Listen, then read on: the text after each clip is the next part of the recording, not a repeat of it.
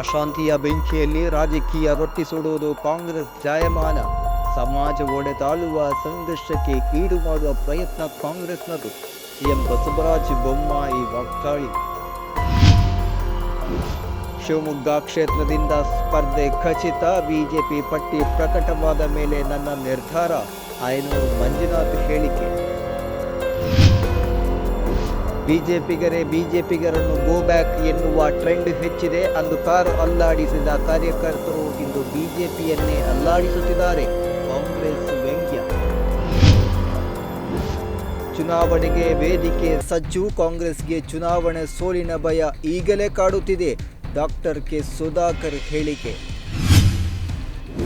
ನನ್ನ ಬಗ್ಗೆ ಭ್ರಷ್ಟಾಚಾರದ ಆರೋಪ ಹೊರಿಸಿದರೆ ನಿಮ್ಮ ಬಂಡವಾಳ ಬೆತ್ತಲೆ ಮಾಡ್ತೇನೆ. ಕಿಮ್ಮನೆಗೆ ಆರಗ ಜ್ಞಾನೇಂದ್ರ ಪರೋಕ್ಷ ಎಚ್ಚರಿಕೆ.